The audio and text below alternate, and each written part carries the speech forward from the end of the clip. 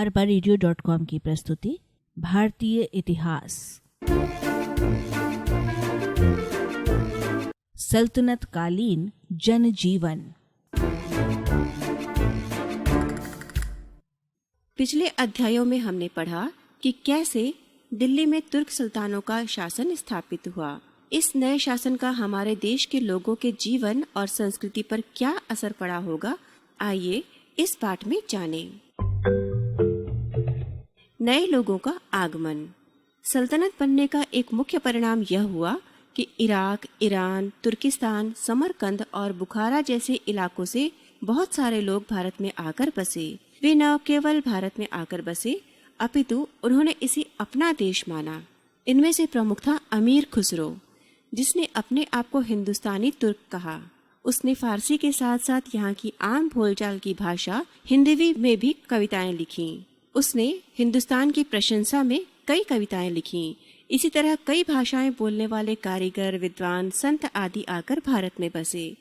विदेशों से बड़ी संख्या में लोगों के इस तरह आने के पीछे एक और कारण था। उन दिनों चंगेज खान नामक मंगोल आक्रमणकारी पूरे मध्य एशिया के राज्यों को हराकर उनकी सभ्यता को नष्ट कर रहा था। उसके भय से इन लोगों ने दिल्ली सल्तनत में शरण ली थी। इन सब लोगों ने अपनी हुनर, अपनी विद्वत्ता और धार्मिकता से भारतीय संस्कृति को और समृद्ध किया। शासक और शासन। सल्तनत काल में सुल्तान ही सबसे शक्तिशाली और महत्वपूर्ण होता था। शुरू में सुल्तान गुलामी से उठकर सुल्तान बने थे। इस कारण उनके बड़े अधिकारी व सेनापति उनसे दबकर नहीं रहना चाहते थे। लेकिन बलबन, अलाउद्दीन खिलजी आदि के समय तक सुल्तान राज्य का सर्वेसर्वा बन गया था। बड़े अधिकारी व सेनापति, जिन्हें अमीर कहा जाता था, उन पर सुल्तान का पूरा नियंत्रण बन गया। इस तरह सुल्तान निरंकुश शासक बन गए। इससे पहले भारत में कई छोटे छोटे राज्य थे। अब उनकी जगह एक बड़ी सल्तनत बन गई थी। लेकिन पुराने छोटे राजा समाप्त नहीं हुए थे। वे सुल्तान के अधीन जमींदार बनकर रहने लगे थे। पहले राजा के अधिकारी उनके रिश्तेदार होते थे और उनका पद प्रायः वंशानुगत होता था। लेकिन अब सुल्तान का अधिकारी कोई भी हो सकता था। कोई भी पद पिता से पुत्र को नहीं मिलता था।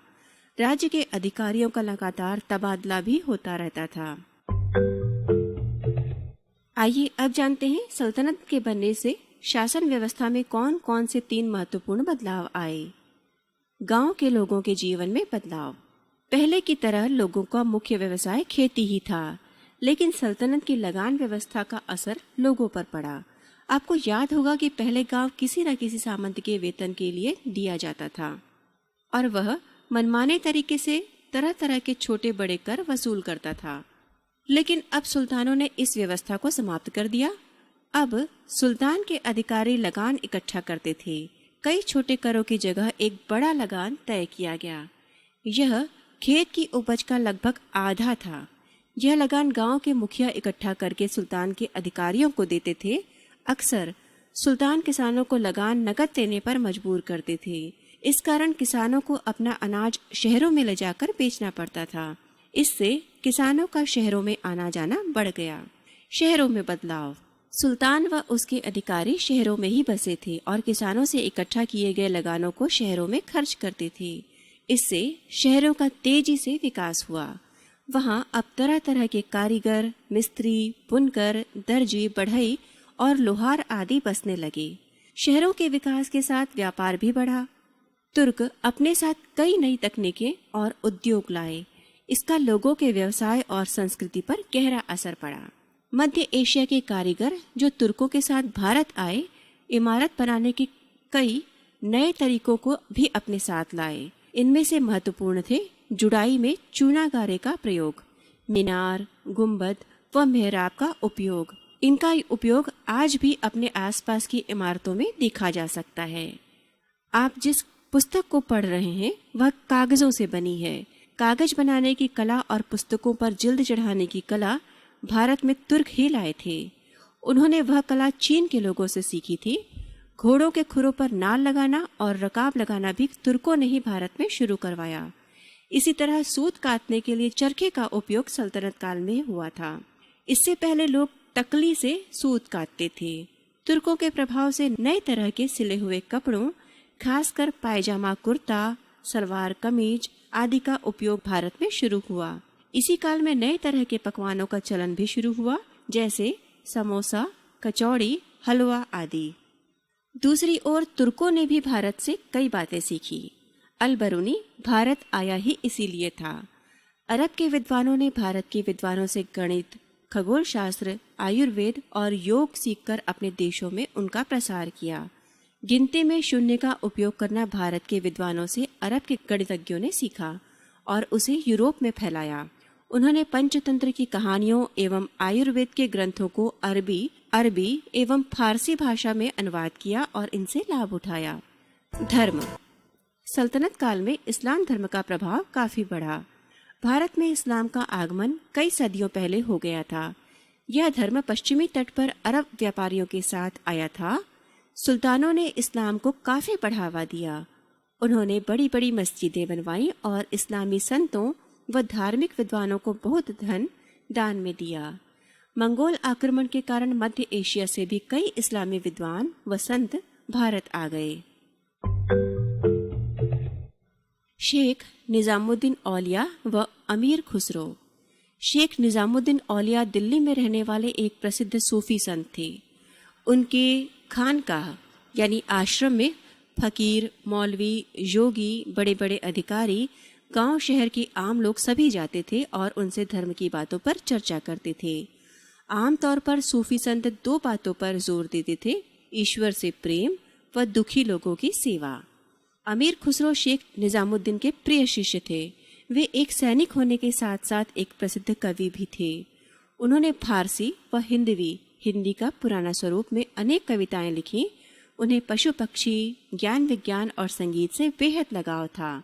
आपने तबले और सितार की मधुर आवाजें तो सुनी होंगी। कहा जाता है कि इनका आविष्कार भी अमीर खुसरो ने ही किया था। वे कहते थे, संगीत के प्रति न केवल मनुष्यों बल्कि पशुओं का भी आकर्षण है। उन्हें हिंदवी और हिंदुस्तान से बहुत प्रेम था। उन्होंने हिंदुस्तान की प्रशंसा में कई गीत लिखे। वे अपने आप को तोता ए हिंद कहते थे। उनकी पहेलियां आज भी लोगों की जुबान पर होती हैं।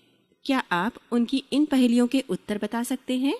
सावन भादो खूब चलत है, माघ पूस में थोरी, अमीर खुसरो यूं कहे, तू बूझ पहेली मोरी। एक और पहेली है, एक थाल मोती से भरा, सबके सिर पर औंधा धरा। इन सब के प्रभाव में भारत के कई लोगों ने परिस्थितिवश इस्लाम धर्म को स्वीकार किया। एक ईश्वरवादी धर्म है जो एक ही ईश्वर को मानता है। इस्लाम में मूर्ति पूजा वर्जित है और इसमें जात पात, ऊंच नीच आदि भावनाओं के लिए भी जगह नहीं है। इस्लाम में माना गया है कि सभी लोग ईश्वर के सामने समान हैं। सभी लोग मिलकर सरल और सीधे तरीके से ईश्वर से प्रार्थना कर सकते हैं। सल्तनत के बनने तक इस्लाम में कई धाराएं और संप्रदाय बन गए थे, जैसे शिया, सुन्नी, सूफी, इस्माइली आदि। इन सभी संप्रदायों से संबंधित मुसलमान विद्वान व संत भारत में बस गए। सल्तनत काल में इस्लाम व हिंदू धर्म के विभिन्न संप्रदायों के बीच विचारों का आदान प्रदान और मेल मिलाप हुआ। इस्लाम के एक ईश्वरवाद ने हिंदू संतों पर गहरा प्रभाव छोड़ा। उसी तरह योग और गीता का गहरा प्रभाव इस्लामी संतों पर भी पड़ा।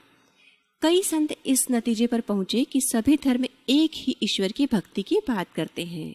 वे विभिन्न धर्मों के बीच अंतर को मिटाना चाहते थे। ऐसे ही संत थे कबीर व नानक।